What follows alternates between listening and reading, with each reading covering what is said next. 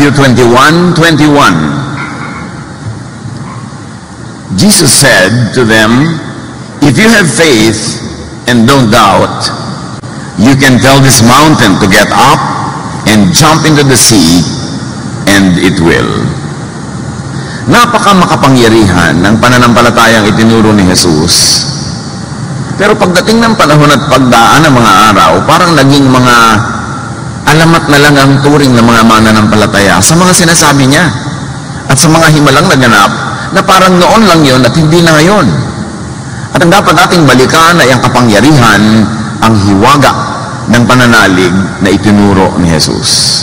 Move mountains. Utusan maging mga bundok na lumundag patungo sa dagat, at sabi ni Jesus, yan ay magaganap. Ito ba'y talinghaga lang? Ito ba'y isa lang alamat? O totoo at literal? Panginoon, salamat po dahil kayo makapangyarihang Diyos. At gustong-gusto nyo na ang inyong mga anak ay makinabang sa inyong kapangyarihan. Turuan niyo po kami imulat ang aming mga mata. Pakalinisin kami, salamat sa iyong patuloy na paglilinis. At ngayon, gawin mo kaming sisidlan ng makapangyarihan mong katotohanan. Papagliwanagin niyo po ang inyong mukha sa amin, gabayan kami akayin. Dalangin namin kayo ang mga ngaral, Ama, sa ngalan ng iyong anak na si Jesus. Malawak, marami ang sakop ng tinatawag nating God's will. Hindi lang yun isang known, specific construct or outcome. Hindi lang isang tuldok ang kalooban ng Diyos. Kumisa ni mga dugtong-dugtong na mga tuldok na habang linya, at kahit sa katumungtong doon, kalooban pa rin niya. Maraming unknown sa pananalig. Napakaliit ang ating alam, napakarami pa nating hindi batid. Isaiah 46:9-10, I am God and there is no other. There is none like me. I say, my purpose will stand and I will do what I please. So ano yun? Anong gustong gawin ng Diyos? Nagagawin niya kung gusto niyang gawin. Hindi inilista, hindi natin alam kung ano ang sakop ng kanyang kalooban. Proverbs 16:4, the Lord works out everything to its proper end. At Luke 18:27, Jesus replied, what is impossible with man is possible with God. So ang ating pananalig ay isang pananalig ng walang imposible. Yung salitang imposible ay hindi dapat bagay sa bokabularyo ng mga nananalig kay Jesus. Sabi niya, walang imposible sa Diyos. At dahil kayo mga anak ng Diyos, walang imposible kung kayo'y mananalig. Anything and everything is possible in God's space, in heaven, or in heavenly realms. Doon sa mga kalangitan, sa papawirin, and even the short distance between our heart and the heartbeat of God, everything is possible. Believers can enter, tap into heavenly realms through faith, which is really thought, prayer, and heartfelt words. May isang hindi natin nakikita, mayroong isang invisible space, invisible heaven, invisible world, where God rules supreme, at tayo nakakapasok doon sa invisible world na yon, nabubuksan natin ang daan patungo doon sa pamamagitan ng pananalig. At ang pananalig ay walang iba kundi ang laman ng ating isip. Ang mga ating inuusal na dasal, sinasabi o hindi sinasabi, ang ating mga salita. Ito isang hiwaga na dapat maintindihan na sa pamagitan ng ating mga salita, sa pamamagitan ng ating iniisip, which is really what faith is all about. Nakakapasok tayo doon sa spasyo na yun ng Diyos, that sacred space of God where everything is possible. 2 Corinthians 4:13, it is written, I believed, therefore I have spoken. Since we have that spirit, the same spirit of faith, we also believe and therefore speak. Merong direct correlation ang pananalig at pagsasalita. Ang pag-iisip isip, pananalig at pagsasalita. Na tuwing ikay nagsasalita, tuwing ikay may iniisip, tuwing ikay may pinananaligan, pumapasok ka sa sacred space ng Diyos where everything is possible. Everything can be arranged and rearranged. Hebrews 11:1, now faith is the confidence in what we hope for and the assurance about what we do not see. So we're talking about the unseen world, unseen powers, unseen possibilities. Pero pag ang nanalig ang isang tao, ang hindi niya nakikita ay daig pa ang nakikita. Faith is the assurance of things hoped for, the evidence of things not seen. Napakamakapangyarihan.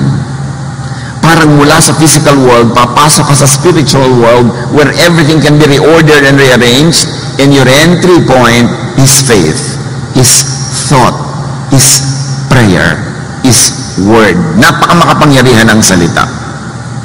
At dyan napaka-careless ng maraming tao kung ano-ano pinagsasabi nila. Kaya tuloy ganun ang nangyayari sa buhay nila. Minumura nila yung anak nila, minumura nila yung asawa nila, minumura nila yung buhay nila. Kaya nagkakandamura-mura ang buong buhay nila. Kasi ang salita ay susi sa pagpasok sa invisible sacred space. Lalo't ang salitang ito ay taos-puso galing sa damdamin. Ito ang hindi batid ng marami na may makapangyarihang kakayahan ang salita, ang isip. And believers can tap into heavenly realms where everything is possible and turn potential, turn possibility into reality. Turn spirit into matter. And this is all with faith, which is really thought. Napaka-underdeveloped and napaka-underused ang kapangyarihang ito. Na makapasok ka doon sa isang hindi nakikitang sacred space where everything is possible and you enter through thought. Kaya marami mga tao pumapasok sa impyerno, hindi nila namamalayan through thought. Pag naisip kayo ng mga bagay na nakakatakot, nakakagalit, nakakamuhi, pumapasok kayo sa impyerno. Through thought. Tumataas ang inyong blood pressure, nag-iinit ang inyong katawan, nasisira ang kalusugan sa isip pa lang. Subukan mo magselos. Mag-imagine ka na ang mahal mo sa buhay ay nasa piling ng iba. Iniisip mo lang yon, pero ang espiritu mo pumapasok na sa kabilang daigdig, sa daigdig ng pagdurusa, sa daigdig ng paghihirap. Pero subukan mo balik rin. Na ang iniisip mo ay kagandahan, kabutihan, kabaitan. Iniisip mo ay mga magagandang tanawin. Iniisip mo ay pagmamahalan, pagtutulungan. Your spirit enters that invisible world of heaven because you are thinking heavenly thoughts. Ang buhay mo sa physical world na ito, kapatid, is shaped by your thoughts. Kahit nakaupo ka dyan, nakatayo ka dyan, nakakapit ka dyan, dinadala ng iyong spirit. Ang iyong spirit ay dinadala sa kabilang daigdig ng kung anong iniisip mo. And that world is only a thought away. Proverbs 4:23, be careful how you think. Your life is shaped by your thoughts. Kaya kung ang pag-iisip mo ay pag-iisip na isang tamad, ang buhay mo ay magiging buhay ng isang tamad. Walang production, walang kita, walang tanim, walang ani, walang wala. Tamad Pero kung ang pag-iisip mo ay pag-iisip na isang masipag, kahit ipinanganak ka sa hirap, hindi ka mananatiling mahirap. Dadalhin ka ng pag-iisip mo sa spiritual world ng sipag, ng fruitfulness, ng wealth, at in that invisible spiritual world, your reality on earth is reordered, rearranged. That your reality in the physical world is changed by what you think in the spiritual world. Ang mga kompositor, gumagawa ng musika, nag-iisip pa lang sila ng mga tono, nag-iisip pa lang sila ng mga huni, himig, papasok ang kanilang espiritu into that sacred space at maa-arreglo nila yung buong awit, huni at tugtog na yon, at pagbalik nila sa physical world, either i-record nila, ipapiano nila, o gagawin nila mga nota, kung marunong sila magsulat ng mga nota, at ang ibinigay sa kanila sa spiritual world na tugtog, madadala nila sa physical world, at pag tinugtog nila o kinawit nila, madidinig nating lahat. They become physical material notes and sound waves that we in the material world can see and hear, which they who are artists, who are priests between the two worlds, go to that invisible world, make that invisible reality real in the spirit, and bring it back to earth. Kaya ganyan din yung mga pintor. Titingin sila sa isang canvas na walang laman, pero papasok sila into that spiritual world of inspiration. And God is God of inspiration and creation. At nabubuo nila sa kanilang isip ang isang komposisyon na ipipinta nila, at dahil sa husay ng kanilang kamay ay ipipinta nila in the physical way para makita ng ating physical eyes, kasi tayong hindi mga pintor at artist, hindi natin makikita yung nakikita niya dahil nakikita niya lang yun sa spiritual world. Ang tunay na artist na dadala niya sa physical world, yung nakikita niya sa spiritual world at naipapakita sa ating mga ordinary mortals who are not as gifted. Ganun din ang pag-aaral ng mga hiwaga ng Diyos. May mga nag-aaral, may mga nakikita, na magpatiwa-tiwari ka man dyan maghapon, di mo makita. Pero sa pupunta niya, doon sa invisible sacred space, ipinakikita sa kanya ng Espiritu. At pagkatapos ay pinagtitiwalaan siyang dalhin sa physical world, gawing salita, gawing sulat, gawing libro, gawing study, at nalalaman na rin ang lahat na hindi naman original na pinagkalooban. Mahiwaga yung sacred space, pero doon lahat nangyayari. May mga tao naman baligtad, nag-iisip sila ng lahat ng mga kademonyohan. Pumapasok ang espiritu nila sa mga demonyo world. At yung mga nabubuo nilang masasamang balak, mga masasamang tangkain, dadali nila sa physical world, they will actualize it, they will do it, and they kill people, and they rape people, and they destroy, because there's a very thin line between the spiritual world where everything happens and the physical world where we are limited.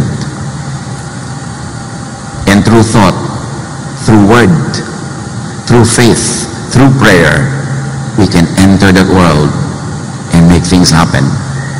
Ibinigay ng Diyos sa mga anak niya na nilikha sa wangis niya ang kapangyarihang yon. Kaya sinabi, be careful how you think.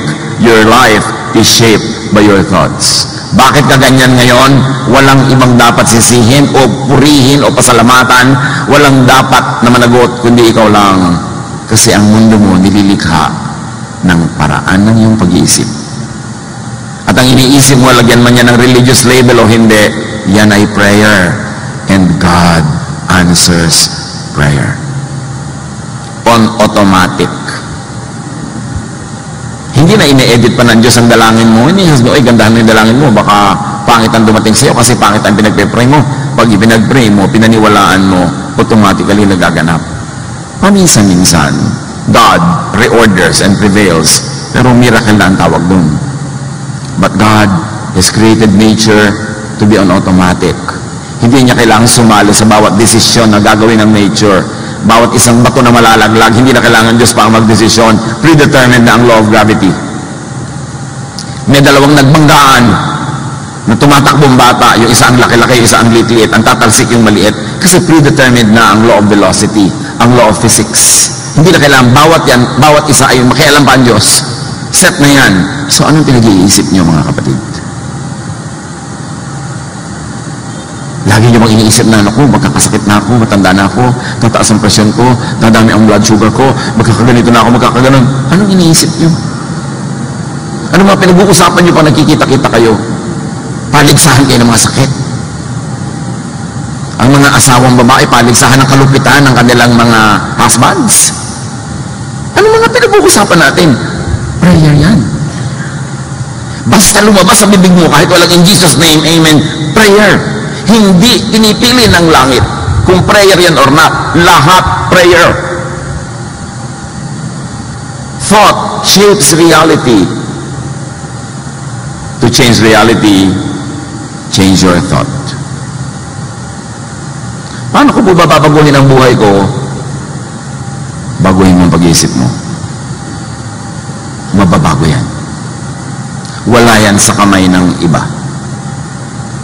Tingnan niyo ang mga bayan na api ng ibang mga lahi. Pag nag-isip silang palayain ang sarili nila, naghihimagsik sila, umaalma, at lumalaya.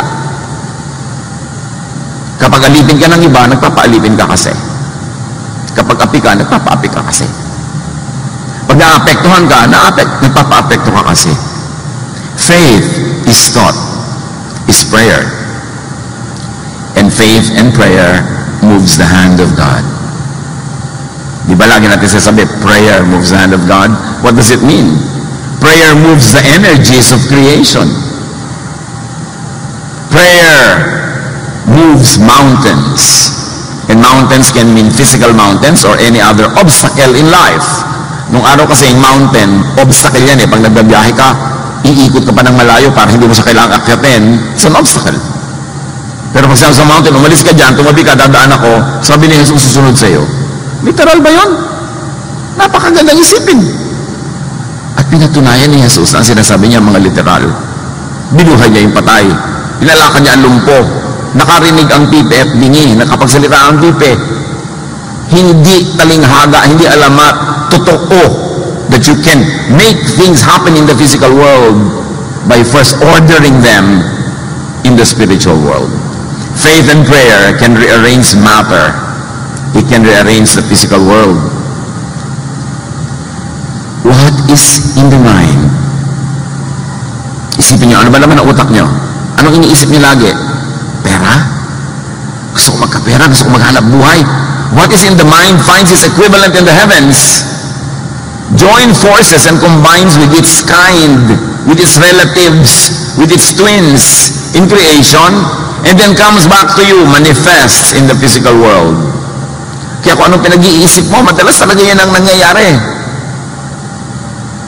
Yung nag-iisip na gustong magkaroon ng magandang ganitong bahay, bigyan mo ng konting taon, matutupad yun. Kasi yun ang laman ng utak niya. Yung nag-iisip na gusto niya mag-abroad, magbiyahe, give him or her a few months, a few years, makikita mo, nagpo-post na yan na Facebook ng mga biyahe niya. Yung kasi iniisip niya eh. Bakit kayo nandito ngayon? Di ba kasi iniisip niyo? Yung mga nag-celebrate ng 25th anniversary ng kanilang kasal, ba't nagkaroon ng celebration? Inisip nila, mag-celebrate sila eh. Bakit may mga pamilya nagbabiyahe together? Kasi inisip nila. Bakit may mga naghihiwalay na mag-asawa? Kasi inisip nila. Ang iniisip na tutupad. Kaya sabi, bantayan mo kung anong pinag-iisip mo. Eh, paso bakit po yung mga ibang iniisip ko hindi natutupad? Eh, baka naman wala sa isip mo yung iniisip mo. Baka guni-guni mo lang na iniisip mo. Akala mo lang. Katulad ng marami nagpe-pray. In Jesus' name, in Jesus' name, in Jesus' name. Pero yung pala, mukhang bibig lang yun. Hindi galing sa puso. Tandaan nyo, yung tunay na nakakapagpagalaw, yung galing sa puso. Yung totoo. Yung taos. Matthew 21 to 22, Jesus replied, I tell you, if you have faith and do not doubt, not only can you do what has been done to the fig tree, na sinabihan niya, sana huwag ka na mamunga uli at naluoy, but also, you can say to this mountain, go throw yourself into the sea, and it will be done. Naghahanap kasi si Jesus ng bunga doon sa isang puno, walang kabunga-bunga, sabi niya, nawa, hindi ka na mamunga pa muli. Kinabukasan, sabi ni Pedro, yung puno na sinabihan niyo, luoy na. Sabi niya, huwag ka ma-impress dyan, puno lang yan. Kung ikaw na nanalig, kahit yung bundok na malaki nakikita mo, pwede mo ring utusan. Matthew 21:22, if you believe, which really says if you think, you will receive whatever you ask for in prayer. Eh bakit po pray ako ng pray, hindi mangyari? hindi ka naniniwala. Gusto mo lang papaniwalaan ng sarili mo kasi gusto mo yung outcome, gusto mo matanggap, pero ang totoo, hindi ka naniniwala. Kaya hindi nangyayari. Kasi kung naniniwala ka, sabi ni Jesus, mangyayari. Ang pinakamalaking disiplina na dapat gawin ng isang mananampalataya, disiplinahin ang pag-iisip. Kung may tinitirhan ng Espiritu ng Diyos sa bahagi ng ating katawan, yun ay ang ating utak at ang ating puso. Binabantayan natin kung ano ating niloloob. Kasi ating niloloob ay lalabas, mangyayari sa labas. Prayer is not only your formal or formula words. Prayer is what you think, what you believe in, what you say, and do. Kaya pag sabi, itong anak ko na to, malayo mararating ito, may kinabukasan ito, prayer yon. Pero pag sabi mo, ito wala itong pag-asa, tingnan mo lang, walang mangyayari dito, prayer yon. Sumpa yon. Prayer is what is most intense, heartfelt, numerous, and consistent of your thoughts, of your words, and your body language. So pag sinuri ninyo, bilangin nyo, ilang beses yung sinabi ang ganitong salita sa isang araw. Ilang beses yung inisip ang ganitong isipin. Ilang beses kayong umarte sa inyong katawan na hindi ka naniniwala o umaasa ka. Body language. Prayer, lahat yan. Hindi kailangan nakaganito ka para ka mag-pray. Ang ginagawa mo, nagpe-pray ka. Halimbawa, nagbubungkal ka ng lupa, tinatanim mo, dinidiligan mo. Ang totoo, nagdarasal ka. Nagdarasal kang lumaki at mamunga o mamulaklak yung tanim mo. Pero may halaman, tuyong-tuyo, tinatamad ka magdilig. Dasal yung ginagawa mo. Nagdadasal kang mamatay yung halaman. Hindi kailangan maging salitang Diyos in Jesus' name para maging dasal. Yun ang pinakakadiin-diin ko mga kapatid. Kasi gano'n ang karaming dasal ang sinabi nyo in Jesus' name, hindi naman natupad. Hindi magic yun in Jesus' name. Kailangan yung taos-puso. At pag taos sa puso ang paniniwala kay Jesus, kahit di mo sabihin in Jesus' name, daig mo pang sinabi yun. Huwag daanin sa formal or formula words ang dasal. Kaya nga sabi ni Jesus, huwag niyong tularan yung mga pagan. They think they'll be heard for their many words. You are always praying. Nakikinig ka sa isang mensaheng ganito, you are praying na turuan ka ng Diyos, palagyan ng iyong pananalig. Pero nakaupo ka dyan, tapos ang yung kamay mo nasa loob ng bag, text ng text, ipinagpaparin mo, nawa mo ko maintindihan lahat. Makita ko na yung sinasabi dito sa text, yun ang prayer mo. Yun ang mangyayari. Because what you do with your body is prayer. You can believe and think and pray into creation and recreation of matter. May kapangyarihan ng bawat nilalang ng Diyos. Joshua 10:12 to 14. Yung labanan, napakahalaga, kailangan manalo sila Joshua, pero gagabi na. Pag dumilim, maiiba ng equation. Bukas, hindi mo na alam kung mananalo na naman sila uli, kung nakapagpahinga na yung kalaban. Joshua said to the Lord, O sun, stand still over Gibeon. O moon, over the valley of Ajalon. So the sun stood still, and the moon stopped. The sun stopped in the middle of the sky, and delayed going down about a full day. There has never been a day like it before or since, a day when the Lord listened to a man. The Lord suspended all the laws of the universe, at ang araw ay hindi lumubog. Ito ba'y alamat o totoo? Natural, totoo. Pero sa layo na nang nangyari, at dahil maging mga manhid na ang ating mga pananalig, ang tingin na lang natin dyan, noon lang araw lang yan, wala na yan ngayon. God is the same yesterday, today, and tomorrow. And what faith can procure from sacred space, from heaven, from God's power, is immeasurable. Prayer gets answered. Ang hindi lang nga natin batid, yun lang pala nagmumura na tayo, prayer na yon. Yun lang palang iniinom mo yung gamot. Basta, hindi naman tatatalab sa akin. Ang prayer mo, huwag kang tatalab. Sinasabi mo iniisip mo.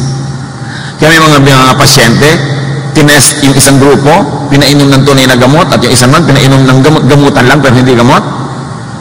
Yung mga pinainom ng gamot-gamutan, nagalingan din, nananalig sila kasi nagamot yun. Yun ang tinatawag lang placebo effect. Their faith turned the placebo material into medicine. You see? And even now, science tells you that. Medicine tells you that. Pag nananalig ka sa doktor, gumagaling ka. Pero nakita mo yung doktor, sabi mo, mukhang kalansay ang doktor, anak.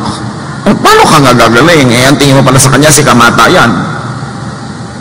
Doon tayo walang kadisiplina. Yung iisipin mo, yung gusto mong mangyari. Matthew 21:22, if you believe, you will receive whatever you ask for in prayer. And of course, we're expanding the meaning of prayer as everything that crosses your mind and comes out of your lips. That is prayer. Kaya ang bayan natin, dapat natin laging i-bless, hindi yung pagbibukabib mo, only in the Philippines, kaya mga Pilipino, pintas ka ng pintas, prayer yun Dapat natin palitan. Prayer can change God's mind within the realm of heaven. Maraming theologian will be scandalized pag sinabi mo, no, prayer doesn't change God's mind. Genesis 18:32. Then he said, may the Lord not be angry, si Abraham ito, but let me speak just once more. What if only 10 can be found there? He answered, for the sake of the 10, I will not destroy it. So God sent angels to Abraham. Many people believe that it's God himself that made an appearance. At sinabi niya, puro daw kasamaan dyan sa Sodom. Sisirain ko na yung city na yan. Sasabugin na yan. Paulan na niya ng apoy. Sabi ni Abraham, kung meron pong 50 mabuti, sisirain niyo pa ba? Sige, para sa 50, hindi na. Tumawad sa Abraham hanggang bumaba na ng bumaba. Nahihiya na siya nung 20, pinagbigyan pa rin. Kasi sabi niya, kung huli na po, huling tawad, kung meron po 10. Sabi niya, sige, alang-alang sa 10, hindi natuloy ang plano. You see, God changes His mind. But within His will, kasi His greater will is really to not destroy the city. Meron siyang specific will for at the moment, pero may bigger will siya. Halimbawa, anak mo, ang will mo dahil laging bagsak sa eskwela, patigilin sa mag-aaral, that's your will now. But your greater will really is makatapos siya. So, nung sinabi niyang, magbabago na po ako, sige, pasok ka na uli. Within your will pa rin yun. Kaya sabi natin kanina, malawak ang will of God, hindi lang isang tuldok. At pagka sasabihin mo, kabaitan, kabutihan, kagandahang loob, within God's will yun. Kahit ang una niyang will, paluin ka o ituwid ka, pero mabait siya, kung makikipag-deal ka sa kanya, mas gusto niya rin pa talagang alagaan ka at mahalin kaysa mapalo ka dyan. 2 Kings 20:1-6. Hezekiah got sick and was almost dead. He was the king. Isaiah the prophet went in and told him, ang taklesang propeta, the Lord says you won't ever get well. You're going to die. Die. Die. So you had better start doing what needs to be done. Pag may ganito kang propeta sa buhay, di ba? Wala man lang ka mo. Pasapa sa kalye. Sabi niya, mamamatay ka na daw. Ayusin mo na lahat ang maiiwan mo para hindi magulo. Hezekiah turned toward the wall and prayed, don't forget that I have been faithful to you, Lord. I have obeyed you with all my heart, and I do whatever you say is right. After this, he cried bitterly. Ayaw pa talaga mamatay. So, si Isaiah naman, nasabi na niya yung message niya, papaalis na siya ng palasyo. Nung nandun na siya sa bulwagan, dinadaanan niya. Before Isaiah got to the middle court of the palace, the Lord sent him back to Hezekiah with this message. Hezekiah, I have heard you pray, and I saw you cry. I will heal you, so that 3 days from now you will be able to worship in my temple. I will let you live 15 years more. God changed his mind. Dahil may nagdasal. God's plan pa rin yun. Kasi talaga namang gusto ng Diyos, maayos at pagbigyan ng mga tao. So, hindi naman niya ikapapahamak na pagbigyan ka. So, why not try? Yung mga hihingi lang sa Diyos, Diyos ko, bigyan niyo po kami ng ganito. Damihan mo na.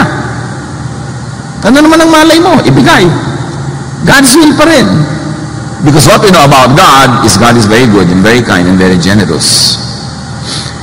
Now, even Jesus adjusts his so-called time in answer to Mary's prayer about the wine. May isang handaan na ubos ang alak, nakita ni Mary, kamag-anak siguro nila yung lalaki nung kasalan na yon, responsible sila na ituloy ang handaan, lumapit si Mary kay Jesus, obviously asking for something great to be done. Sabi niya, wala nang alak, anak. John 2:4-5 and 7-9. Dear woman, sabi ni Jesus kay Mary, why do you involve me?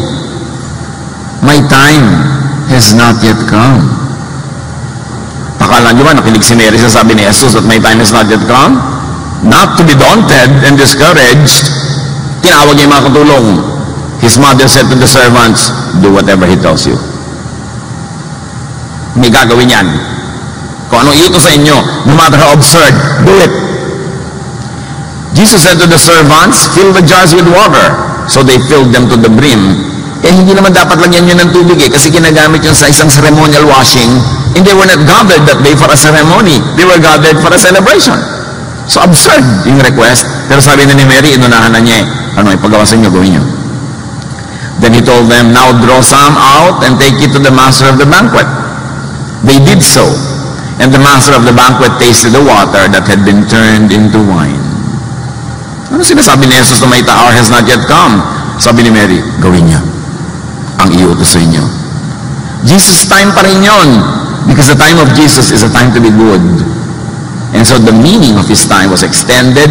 The request of Mary was accommodated. You and I can request for other people. We can intercede for people. Hindi lang si Mary. Huwag laging Mary, pray for us. Mag-pray ka para sa sarili mo. Huwag mo siya papagurin. Diba? Ipag-pray ko po si ganon. Di ikaw na mag-pray. Kasi lahat tayo, binigyan ng Diyos ang karapatang mag-intercede one for another. Try and believe. There's no harm in trying. Yung sabi niya, my hour has not yet come. Sabi ni Mary, may papagawa siya, sundin niyo. It happened. Bakit nangyari yung first miracle of Jesus? Kasi inimagine ni Mary na dadami pa ang alak, tuloy pa ang party, masaya pa yung mga kamag-anak at mga taong yon. Yun ang nangyari. Because that was what is on her mind. It came out of her lips. It reached sacred space in the ears of Jesus. And the desire, the prayer of Mary in her heart became reality. Naging tunay na alak na naiinom. Yun yung sinasabi natin, nahuhugot mo mula doon sa kabilang daigdig, dinadala mo sa physical world, at ang pananampalataya ang humuhugot at humuhubog doon. Life pulsates in cycles. Lahat cycle. Kita nyo tayo, inhale, exhale. Pag tinignan mo sa microscope ang mga living things, para silang titibok-tibok. Lahat gagalaw-galaw, titibok-tibok. And even science tells us that even we are light pulsating. Kaya may mga tao nakakakita ng light mo, nakikita yung aura mo eh. Titibok-tibok ka na ganon. And the heavenly realm, in that sacred space, creation is in motion. And because it is in motion, it can be rearranged. It can be reconstituted in spirit, by the Spirit. Nakapagpatingin na po ako sa isang bone setter, isang nag-aayos ng mga pilay-pilay, mga kuno-ano. Hindi ka lang niya hinihilot, gagalaw-galaw ka. Halimbawa, papagalaw-galawin ka niya, at sa gitna ng galaw mo, doon niya imamanipulate yung joint mo while you are moving. Because in between points and in between positions, there is a great possibility to maneuver. Kaya halimbawa, masakit ang balikat mo, gaganong-ganonin ka niya, pag gumagalaw, tsaka biglang gano'n. Iniintay niya kung saan maganda yung timing. At ganun ang creation. Everything is moving. Kailan magandang pumasok at sumingit? Between dry season and wet season, between cold and hot, may mga in-between. Kasi nagpapalsate, puro cycles ang buhay. 1 Kings 17:1. Now Elijah told King Ahab, as surely as the Lord lives, there will be no dew or rain during the next few years until I give the word. Sinabi ni Elijah, there will be no rain, hindi hahamog. Napakatagal na panahon hindi humamog. At nung sinabi na niyang uulan na, umulan na. 1 Kings 18, 42 to 43 and 45. Elijah climbed to the top of Mount Carmel and bowed low to the ground and prayed with his face between his knees. Medyo mahirap gawin ito. Ewan ko kung gusto niyo subukan. Pero inilagay niya yung ulo niya sa pagitan ng kanyang mga tuhod at siya ay halos dumikit na yung mukha niya sa lupa. Then he said to his servant, go and look out toward the sea. And soon the sky was black with clouds. A heavy wind brought a terrific rainstorm. Yung posture ni Elijah nag-create ng rain clouds. Ano kayang hiwaga yan na hindi na natin alam ngayon? Kaya marami mga ancient people, pagka hindi umuulan, nagre-ritual sila, may ginagawa sila mga kung ano-ano, dahil napapatunayan nila sa kanilang mga karanasan, umuulan nga. May mga alam ang mga sinaunang tao kung paano papasok doon sa sacred space. Paano hilahin mula doon patungo sa ating literal physical space yung arrangement na gusto natin. So observe the reordering of creation. Genesis lang, 1 to 5. In the beginning, when God created the universe, the earth was formless and desolate. So yun ang itsura. The raging ocean that covered everything was engulfed in total darkness. And the Spirit of God was moving over the water. You see, there were the waves, there was this darkness, there was a heaving, this expansion and contraction of everything around. Then God commanded, let there be light. At the right time, in between those pulsations, and light appeared. God was pleased with what he saw. Then he separated the light from the darkness, and he named the light day in the darkest night. Everything passed, and morning came. Evening passed, and morning came.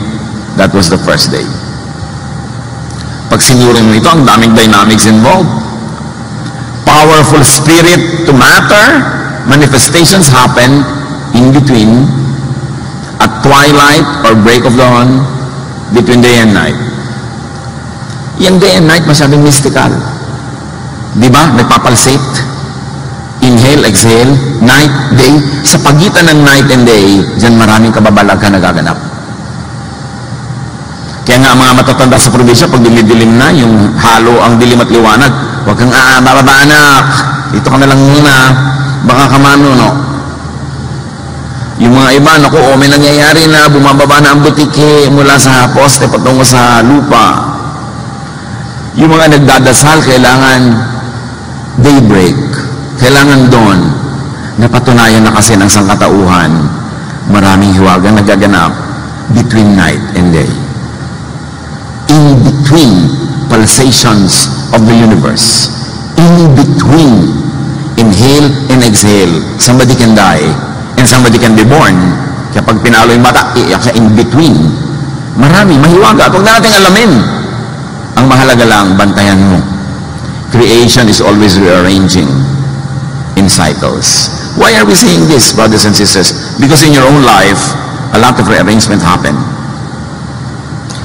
Meron ka mahal sa buhay na binawian ng buhay. So, that's an in-between time.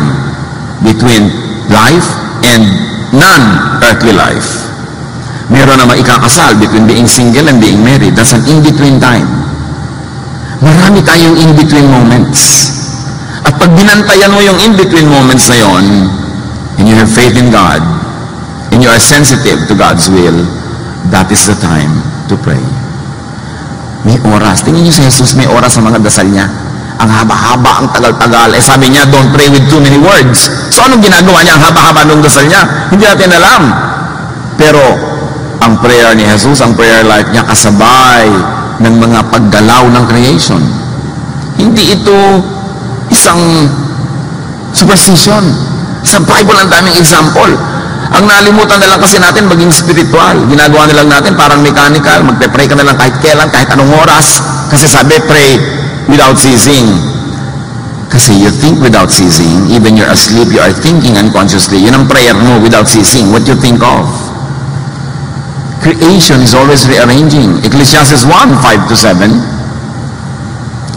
The sun still rises and still goes down, going wearily back to where it must start all over again. The wind blows south and the wind blows north, round and back again. Every river flows into the sea, but the sea is not yet full. The water returns to where the rivers began and starts all over again. Cycle lahat. Kaya yung laging lalabas sa dyaryo pagka medyo March, April, o wala ng tubig ang Angat Dam, natatakot na ang lahat. Mamaya naman, flooded na, natatakot na naman ang lahat. Laging ganun nauubos at dumadami kasi cycle nga Alam nga hindi na umulan kahit kailan. Saan pupunta yung mga ulap? Cycle lang lahat, kaya hindi ka dapat matakot. Yung tinatawag ni Jesus na end of time, it was an end of a time cycle. Perhaps a climate cycle, a political time, a political climate, a religious regime. The end of time doesn't mean the end of the planet. It's the end of a cycle. And at the end of every cycle, a new cycle begins. Kaya kung minsan parang may namatay sa buhay mo, mahal mo parang the end na ang lahat, pero kung nanalig ka at binuhay mo ang iyong loob, a new life actually begins. Kasi wala naman talagang end. You know why there's no end? Because God is the beginning and the end. He's the Alpha and the Omega. Every Omega, there's an Alpha that happens. Every ending gives space to a new beginning. Cycle lang lahat. Kaya pag namatay ang physical body mo, magsisimulang mabuhay ng namamayal pagkat namumulaklak ang yung spiritual life. Something ended, a new begins. A new thing begins. Pag naintindihan natin lahat yan, mawala yung mga fear. Mga needless apprehensions. At magkakaroon tayo ng very powerful prayer life because in between cycles, at the end of each time cycle, are great openings for change. Kaya yung mga cycle na halimbawa, bata naging binatilyo, one cycle ended, another begins. Pag tama ang pasok mo sa pagkabinatilyo mo, ang ayos ng pagbibinata mo. Pag mali ang pasok mo, ang gulo-gulo ng yung pagbibinata. Pagpapasok ka sa isang married life na ang tama ang pasok mo, ang ayos-ayos ang iyong married life. At pag ang gulo-gulo, maghintay ka ng bagong cycle. Nagkaroon kayo ng anak. Wow, another cycle begins. It's time for change. Bigla kayo nagkapera. Yumama kayo. Another cycle can begin. Dapat maganda ang pag-handle mo niyan para maganda ang maganap. Laging may pagbabago. May chance na magbago. These movements in creation presents potentials of and opening for reordering the order, for rearrangements, for recreation. God creates, we recreate. We rearrange. So watch for seasons. Watch for end of seasons. Kita nyo, mga end of season sale lang nga, di ba? Magkakaroon ng sale kasi tapos ang Pasko. So may bago na namang cycle magbibigin. Doon maganda mamili. In between. Hindi yung lahat namimili. Ang sikip-sikip, pila-pila, ang mahal-mahal. Pasko kasi, December 26, 50% lahat. A new cycle begins. Kung matalino ka, dapat nakikita mo na yung cycle na yon. Huwag kang bibili ng mga before Christmas, ang mahal lahat at tagal pa magbayad, pila. December 26, sale. Tapos yung matitira pa, January 6, super sale. Tataas uli yan kasi magte-February 14 na. Di ba? A new cycle will begin. A new cycle of shopping. Kaya kailangan nando ka sa gitna, marunong kang tumempo. Siyempre, pagkatapos na naman ng Valentine's Day, kung ano-ano ini-invento ng mga restaurant at mga tindahan para magkaroon ng bentahan. Mother's Day, Father's Day, Grandmother's Day, Cousin's Day, di ba? Mga classmate day, high school day. Para another cycle of shopping and eating happens. Kaya kung minsan namamanipulate tayo ng mga ganyan seasons, mga man-made seasons. So, watch out for seasons. Kahit kayo mag-asawa, kung minsan nagkakatabangan na kayo para lumalayo-lalo sa isa't isa, hintayin ninyo na may mag-end. Huwag namang end ng buhay niya. Yung may mag-end na isang season. Halimbawa, end ng inyong paghihirap, end ng inyong kawalan ng pera, o end ng sakit ng isa. Then may magbabagong cycle. It's a time to seize the moment and introduce wonderful changes brought about by your prayer, by your faith, by your informed knowledge of God. Ecclesiastes 3:1-8. Everything on earth has its own time and its own season. There's a time for birth and death. Huwag kang magtakang may namatay. Pastor, bakit po namatay siya? Pinanganak siya eh. Natural mamamatay siya. Bakit po ngayon? Kailan kahapon? Kailan? Bukas? Ganon din yun. Kahit next year, ayaw mo pa rin. Tanggapin. Hagi yun ang buhay. There's time for birth and death, for planting and reaping, for killing and healing, destroying and building, for crying and laughing, for weeping and dancing. Dapat lang kung ano yung time, yun sumakay ka doon. Huwag mo kontrahin. There's a time for throwing stones and gathering stones, for embracing and parting. Yung mga magnobyo, sana naman huwag naman kayo sa escalator mag-embracing sa ibang lugar, no? Pero yung iba, naman para mauubusan ng nobyo kung makasampay, escalator naman. Konti naman, kunwari, conservative ka. Di ba? Kasi nakaka-disturb na sa ibang tao yan. There's a time for embracing, there's a time for parting, there's a time for finding and losing. Alam nyo, in everyday life, something is lost, something is gained. May nawala. O ganoon, sumunod ganoon. Ecclesiastes 3:6, there's a time for losing. Huwag ka na magmukmok, nawala na, hinanap mo, hindi mo na nakita. End of it, move on. Kasi another cycle will begin. When you lose something, another cycle of gaining something will come.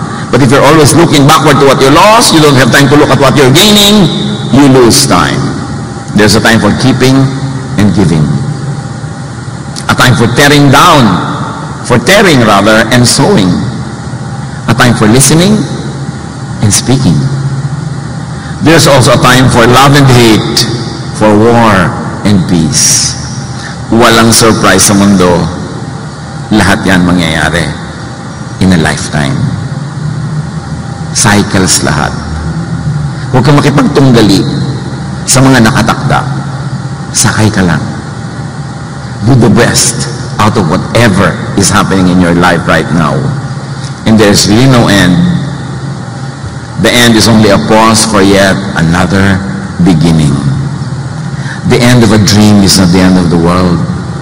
The end of a career is not the end of your life. The end of a romance is not the end of your well-being. Walang end. Everything continues to recycle. And strongly, at in-between and ending times, sa pagitan ng ending at beginning, nandun ang very strong presence ng Diyos, the Alpha and the Omega, where the ending becomes tangent with the beginning, where at one point the ending meets the beginning. That is where God works most powerfully. Kaya tatandaan nyo, may nag-e-end. Nag-retreat ka, nare-realize mo yung mga kamalian. That's the end of that ignorance. God is so strongly present because there's a new beginning that will happen. Because God is the beginning and the end. Even the arrangement, kung gusto mong gawing geometric arrangement yung mga verses na ito, makikita mo where it is most powerful to introduce changes in your life. Revelation 21:6, I am the Alpha and the Omega, the beginning and the end. Jeremiah 29:11, God says, for I know the plans I have for you. Plans to prosper you and not to harm you. Plans to give you hope and a future. So sa Diyos ka kumapit, hindi sa tao, hindi sa pera, hindi sa career, hindi sa anything. Kasi pag sa Diyos ka nakakapit, dumating at umalis lahat yung mga yon, nakakapit ka kay Alpha and Omega, you are secure. Yung kaligayahan mo, make it co-existent with the presence of God, not with the presence of just people, because people come and go. Not with the presence of material things or success, because success can sometimes become like failure. At hindi ka dapat up and down, kung saan ka dali ng alon, steady ka lang, because you are standing on the rock. The solid foundation of our faith, the love of the Father, revealed in Jesus. It's time to operationalize religion and faith into something that brings you a steady emotion, stability, kindness, goodness, faith. And no matter what the end seems to say, it's always just the beginning of a new cycle. Huwag sobrang lumingon sa natapos na. Huwag sobrang tumingala sa malayo pa ang atupagin yung narito ngayon, here and now, because here and now is the only thing you have. Now is the only time you have. Yesterday is gone, tomorrow is not yet here. You have now. Don't waste now. John 12:24, a grain of wheat that falls on the ground will never be more than 1 grain unless it dies. But if it dies, it will produce lots of wheat. So ipinapakita ni Jesus, huwag kang sobrang malungkot pag may namamatay, kasi ang pagkamatay ng isang bagay, isang nilalang, ay pagsimula ng isang bagong buhay in many other forms. Apply it in daily life. Because many people that we love, many things, many animals and plants that we love can die any moment. We grieve, we are sad, but we are never hopeless. Because an ending ushers in a new beginning. Just open your eyes and believe. Modify, rearrange, change, recreate your reality, your physical world with faith. Kahit sa health, mga sakit, mga disabilities, manalig sa ibig mangyari at manalig para mangyari. Remember, faith is prayer, and prayer gets answered. Change reality with thought. Isipin ang ibig mangyari. Huwag niyong isipin yung ayaw niyo mangyari. Bakit niyo papatagalin sa loob ng inyong isip, sa inyong guni-guni ang ayaw niyo? Yun ang nagiging prayer niyo. Huwag mong iniisip na, naku, ang asawa ko mamamatay, maghihirap ako, ganito. Yun ang laman ng utak mo, palitan mo yun. Isipin mo ang ibig mong mangyari, hindi yung ayaw mo mangyari. At isipin para mangyari. Because by now, we have already established beyond doubt na pag iniisip mo nangyayari. Proverbs 23:7, for as he thinks in his heart, so is he. Romans 12:2, do not conform to the pattern of this world, but be transformed by the renewing of your mind. Huwag kang nakiayon sa takbo ng nangyayari kahit kanino na lang. Baguhin mo ang nangyayari. Baguhin mo ang iniisip mo. Change your world by changing your thought. May mga bata na lumaki sa hirap na hirap sila, masikip ang bahay nila, wala silang makain. Sinasabi ng bata ito, ayokong lumaki ng ganito. At yung mga may ganong iniisip, yun yung nagsisikap, yun yung may ginagawa, and give them 10-20 years, iba na ang buhay nila kaysa sa mga magulang nila.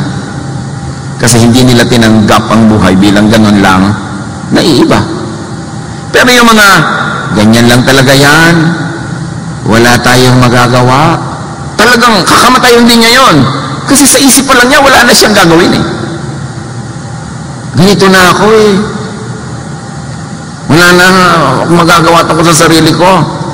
Paano may mangyayari sa kanya? Ay siya na mismo ang nagdikta doon sa sacred space na panatilihin siyang ganun.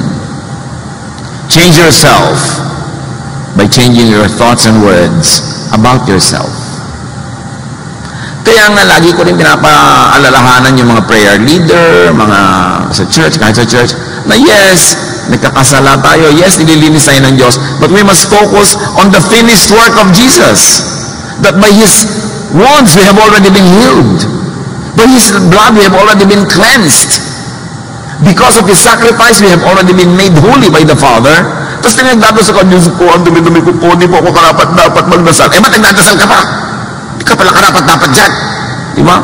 Wala po ako, marumi po ako, isa po ako, ganito. Nung araw yun, bago si Jesus namatay para sa iyo, binabaliwala mo naman ang kamatayan ni Jesus. Ang paglilinis sa'yo, wala laman ng utak mo, kundi nagkasala ka, marumi ka, kulang ka. While it is happening in your reality, only in your earthly reality, in sacred space, in heaven, it is not happening because Jesus already made you clean. God looks at you as a holy person because you were cleansed by the blood of Jesus. So when you stand to pray, thank God, thank you Lord that I have been cleansed. Hindi na yung dumi-dumi ko po, alam ko na yan. Diba? Hindi mo naman po ako karapat dapat magdasal. Eh, ba't nagdadasal ka pa? Tama na ang drama-drama. Dapat mabuhay na tayo sa mode of thinking that we have been blessed, we have been cleansed, we have been saved. At ipamuhay yun sa salita, sa isip, sa gawa. Hindi puro laging inuusig bang yung kapwa sa kasalanan niya na parang hindi namatay si Jesus para sa kanya. Laging yung dumi niya ang pinag-uusapan natin na parang hindi siya hinugasan ng dugo ni Kristo. So, kung lagi mong sinasabi, lagi mong iniisip ay marumi ka, magiging marumi ka nga. At lagi niyo lang iniisip ko sa iyong kapwa, at least sa iyong mundo, madumi siya. So, iiwasan mo, magagalit ka sa kanya, babatuhin mo siya. Anong bunga nun? Puro unjesusness. Kaya sa isip pa lang, dinidisiplina na natin. You are already a forgiven people, a royal priesthood, a sacred nation before God. Take your destiny, take that gift, and live in it. Enjoy it. Don't make it as a license to be bad and to continuously to do wrong, but when you have to choose what to think of, kung marumi ka o malinis, isipin mong nilinis ka ni Jesus. Naiinsulto naman siya na matapos kanyang hugasan yung puro doon yung mapatin ng topic. Kaya nga sinabi niya, if we commit sin, He's faithful and we can be forgiven. And you can, if you want, confess again. Pero hindi yun ang dapat ang center ng buong ginagawa. Isang maliit lang dapat yun na tapusin mo na yan and then move on to receive blessings, to be a blessing to people. Do not be obsessed with sin. Meron po, pastor, mag-preach naman po kayo sa sin. Marami pong sinner dito. Mag-preach po kayo sa sin. Of course, kaya nga namatay si Jesus eh. The rising of Jesus from the dead is the greatest preaching against sin that has already been paid for. It is not a license to do wrong, but it is a joy to always remember and to live by and to live with. That is what it means to be a Jesus believer. Romans 8:5-6. Those who live according to the flesh have their minds set on what the flesh desires. In other words, thought on the flesh means life in the flesh. But those who live in accordance with the Spirit have their mind set on what the Spirit desires. In other words, thought on the Spirit leads to a life in the Spirit. The mind governed by the flesh is death, but the mind governed by the Spirit is life and peace. In other words, life or death depends on what governs your thought. Sisigla ka o tatamlay, mabubuhay ka o mamamatay, sasaya ka o lulungkot, kung ano ang pinipiliin mong isipin. So recreate your reality with prayer. And we can include yung formal prayer. Pero hindi natin masyado lagi na-emphasize yung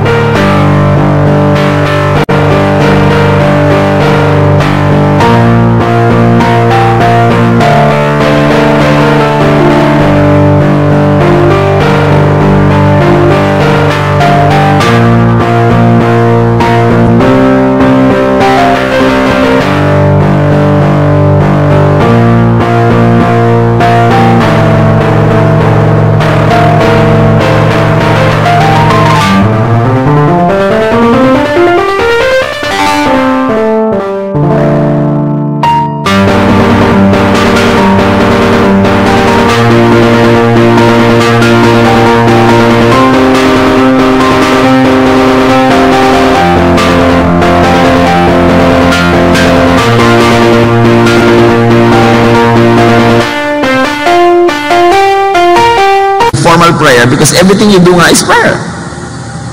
Pero yung formal prayer, manalangin para sa ibig mangyari at manalangin para mangyari.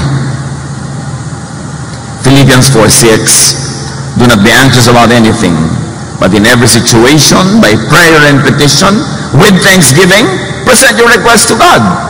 Kita nyo may thanksgiving na kasi tinatanggap niya na ibinigay na. Huwag yung Lord, tatanggap po ako ng pagpapala. Ang timing na ginawa mo, hindi pa nangyayari, tatanggap. So sasabihin sa'yo ng sacred space, sasabihin sa'yo ng heavenly realm, o sige, tatanggap.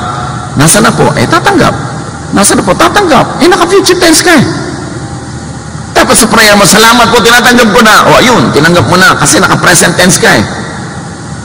Sa format pa lang ng prayer mo, hindi matutupad kasi laging tulutan mo po. O sige, tutulutan ko. Ba't wala pa po? Tinutulutan ko pa lang.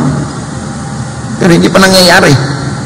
Kaya sabi nga ba, di ba sa Bible, when you pray, believe that you receive it. So do not pray for anything that you do not believe in. It will be a waste of time. But believe. Recreate your reality with word. Ito ang pinakamadali. Kasi conscious tayo with words. Sabihin nyo ang ibig mangyari. Hindi yung ayaw nyo mangyari. Baka naman hindi ka makagraduate, anak. Eh bakit yan ang sinasabi nyo, nanay? Sabihin nyo, gagraduate ka. Bakit yung negative ang sinasabi nyo? Naku, yung asawa mo, mukhang kakaliwain ka niyan, anak. Huwag nyo naman po kami isumpa. Sasalita pa lang kayo, kaliwaan agad ang sinasabi nyo dyan. I-bless nyo naman kami, huwag nyo kami i-curse. Diba? Yung tatakbo pa lang, naku, madadapa yan. Hindi ko kaya, walang mangyayari. Sayang. Ganyan-ganyan ang mga bokabularyo ng maraming tao. So look at their lives. Sabihin nyo ang gusto nyo mangyari. At sabihin nyo, para mangyari. Kasi pag nangyari na sa utak nyo, papasok kayo sa sacred space, kinukuha nyo yung sagot, dadali nyo sa physical world. Kaya sabi sa Psalm 19:14, let my words and my thoughts be pleasing to you, Lord. Be in accordance with your will. Ecclesiastes 5:2-3, sa mga maraming pinagsasasabing hindi dapat, God is in heaven and you are on earth, so don't talk too much. If you keep on thinking about something, you will dream about it. If you talk too much, you will say the wrong thing. Pastor, napanaginipan ko po, yung asawa ko po nagtataksil. Napanaginipan mo o isip ka ng isip? Isip po ako ng isip, kaya mo napaginipan. Tumigil ka na kaiisip ng ganyan.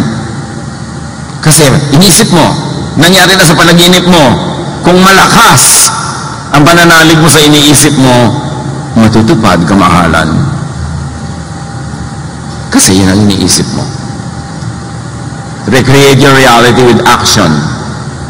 Gumawa para sa ibig mangyari, gumawa para ang ibig ang mangyari. Gusto mong umunlad, anong ginagawa mo sa buhay? Gusto mong umasenso sa trabaho, anong ginagawa mo araw-araw? Absent ka, late. Tapos gusto mong umasenso? Diba ang ginagawa mo?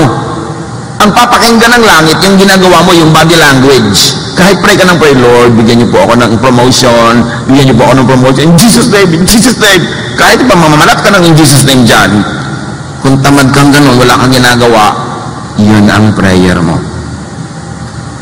Mark 5:28-29, she thought, yung babaeng dinudugo, bawal sa dinudugo na humawak sa kapwa-tao, lalo sa lalaki.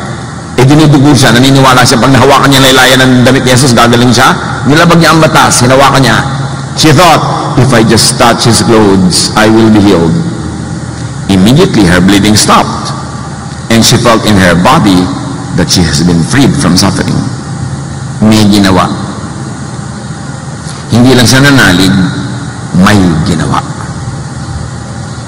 The prodigal son, alam niyo na yung kwento, naglayas, kinuha ang mana, naglustay, tapos naghirap, nagutom. Pero may faith pa rin siya sa father niya. Sabi niya, mabait ang tatay ko. Uuwi na lang ko sa kanya kahit gawin niya akong katulong. At least kakain ako sa oras. So uuwi ako, sabi ko, hindi na ako gawing anak ulit, katulong na lang. Pakainin niyo na ako ng libre, magtatrabaho na lang ako. May faith siya. At dahil may faith siya, he thought of returning. That thought translated into action. He did return. He asked to be taken in. But the father took him in back as a son, not as a servant. Kita niyo what thought can accomplish? Naisip niya, bakit nga ba ako naghihirap dito? Babalik na lang ako sa tatay ko, kahit katulong ako, okay na. Naisip niya yon, ginawa niya yon, natupad. Pag may problema, anong pinag-iisip natin? Takasan yung problema? Itapwa yung problema? Inisip niya ang solusyon, ginawa niya, natupad. Meanwhile, the elder brother, na hindi umaalis, laging proper, laging correct, yung pala dahil lang wala siyang faith sa ama niya, wala siyang faith na mabait ang tatay niya, wala siyang faith na mahal siya, kaya hindi siya humingi kahit ano, hindi siya nag-party. Tapos isusumbat-sumbat niya. Sabi ng tatay niya, nandito ako lagi, nandiyan ka lagi, ba't di ka nag-party? Problema mo yan. The elder son had no faith. Therefore, he had no action. Therefore, he received nothing. Faith is everything. but believe and not doubt. James 1:6-7. But when you ask, you must believe and not doubt, because the one who doubts is like a wave of the sea, blown and tossed by the wind. That person should not expect to receive anything from the Lord. Nagdududa ka lang naman, salita ka ng salita, sambit ka ng sambit ng dasal, pero sa puso mo di ka naniniwala, don't waste your time, wala kang matatanggap. Faith is everything. And faith is expressed by thought, even by our dreams. Faith is expressed by words, by action. Matthew 11:24, sabi ni Jesus, therefore I tell you, whatever you ask for in prayer, believe that you have received it, and it will be yours. Tingnan nyo ang past tense, present tense, and future. Whatever you ask, present. Believe that you have received, past, and it will be yours. Naniniwala ka, tanggapin mo nang, taniwalaan mo nang natanggap mo na. At dahil naniwala ka na, susunod na yung sacred space. Susunod na yung heavenlies. Susunod na yung spiritual world sa pinaniwalaan mo. So naniwala ka ng tinanggap mo, so matatanggap mo na. Pero pag naniniwala ka palang na tatanggapin mo, naka-future tense, eh di naka-future tense din siya, kailan matutupad yon? Pag pinas tense mo na. Kaya sabi, ang tunay na panalangin, nagpapasalamat ka na sa sagot. Na tinanggap mo na, in spirit. Remember, nauuna yung spirit, susunod yung physical. Do not think, do not speak, and do not believe in the reverse. Yung negative. Negative ang nauuna, negative ang iniisip. Eh di syempre, negative ang mangyayari. Do not negate your life with your thought, with your words, with your action. Make your life positive by positive thoughts. Think, speak, act in faith. Hebrews 11:6, and without faith, it is impossible to please Him. Matthew 21:21-22, sa pag-uulit lang natin, review. If you have faith and do not doubt, you will not only do what has been done to the fig tree, sabi ni Jesus, but even if you say to this mountain, be taken up and thrown into the sea, it will happen. And whatever you ask in prayer, you will receive if you have faith. Ang tanong, mga kapatid, sa hinabahaba ng usapan natin, what is your mountain to move? Anong sagabal ang gusto nyo maalis? Anong tulay ang gusto yung malagay dyan para kayo makatawid? Anong pinapangarap, iniibig-ibig, ginugusto-gusto nyo mangyari? Yun ang isipin nyo. Yun ang sabihin nyo. Yun ang panaligan nyo. At yun ang pagtrabahuhan nyo at magaganap. Kaya sabi, whatever is good, whatever is wholesome, whatever is beautiful, think about such things. Do not think of ugly things. Do not think of negative things, because these are the things that will happen. Discover and use that God-given power for you to change your reality. But remember, change is always within God's will. God's will pa rin yun. Hindi pwedeng baligtarin na pasamahin mo ang Diyos. So kung yung hinihingi mo, mabuti, gusto pa rin yan ng Diyos. Kahit may ibang unang usapan, pero mabuti pa rin, within God's will pa rin yun. Pero humingi ng masama. Kasi hindi pwedeng palitan ng will ng God tungkol doon. Job 42:1-2. Then Job replied to the Lord, I know that you can do all things. No purpose of yours can be thwarted. Walang ginugusto ang Diyos na pwedeng biguin, harangan. Yung will niya ang laging magaganap. But God's will, as we have said, is vast and mysterious. Huwag niyong limitahan ang hingi. Huwag niyong limitahan ang paniniwalaan, kasi ang Diyos walang limitasyon. 1 Corinthians 2:9, this is what the scriptures mean when they say, no eye has seen, no ear has heard, and no mind has imagined what God has prepared for those who love Him. Ni hindi pa sumagi sa ating guni-guni, wala pa tayong nakita o narinig tungkol sa mga mabubuti, magagandang bagay na inilaan para sa atin ng Diyos. Huwag natin siyang limitahan. So explore God. Try God. Merong isang example, Malakay 3:10, trial. Ang point ko dito yung trial, ha? Sabi ng Diyos, bring the whole tithe into the storehouse that there may be food in my house. Ito ngayon yung heart of the matter. Test me in this, sabi niya, says the Lord Almighty, and see if I will not throw open the floodgates of heaven and pour out so much blessing that there will not be room enough to store it. And the heart of the message we like to emphasize is, God says, test me. Subukan niyo ko. You have not seen, you have not heard, you have not even imagined the wonderful things I like to give you. Try me. Subukan nyo to do it my way, to obey me, to pray, think, act, speak within my will. At pag hindi nyo naman nakita ang hindi nyo pa nakikita, hindi nyo matanggap ang hindi nyo pwedeng masalo sa inyong kandungan o sa inyong kamay, kasi pupunuin ko kayo ng maraming pagpapala. Sabi niya, try me. Dear Lord, we thank you that you are limitless. And we thank you that the heavenly realm is limitless. Teach us, Lord, to be spiritual, not to be limited by the laws of this material world, not to be limited by our materialistic orientation. Teach us to believe in the impossible because it is possible with you.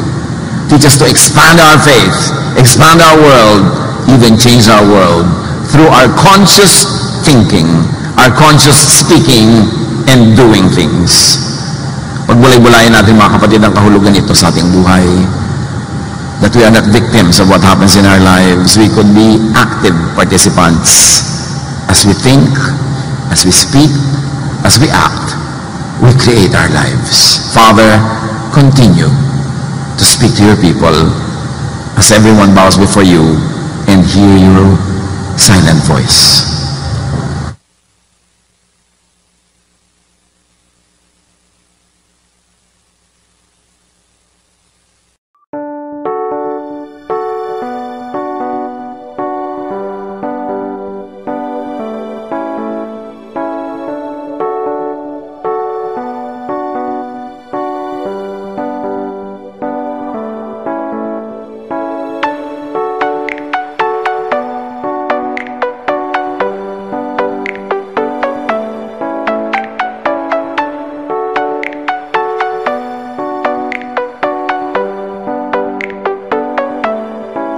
Anh ai mơ mộng những thứ xa xôi, không bàn về tình ái muôn nơi. Sống cho là trọn kiếp đây thôi, đâu quan tâm gì chuyện đời. Thế mà lại nằm tương tư, ông tầm bà mũi xa tơ. Đêm nằm trọn nhớ mơ mơ về ai. Thì ra anh yêu rồi, từ ánh mắt nụ cười, từ đôi môi gọi mưa xa xuyên lòng anh. Thì ra mê em rồi, ngày hay đêm mong lời, chỉ nghe đến em thôi. Đó là do anh đã yêu rồi, anh đã yêu rồi, anh đã yêu rồi. Anh đã yêu rồi, anh đã yêu rồi, anh đã yêu em mất rồi.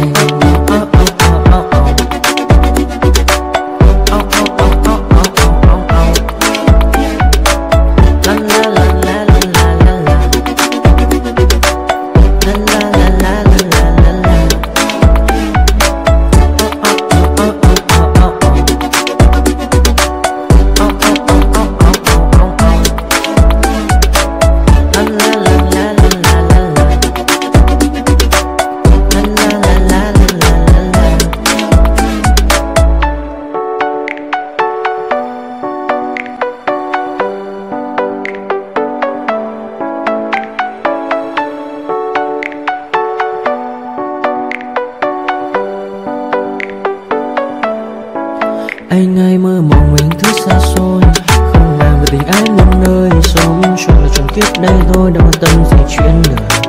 Thế mà lại nằm tương tư,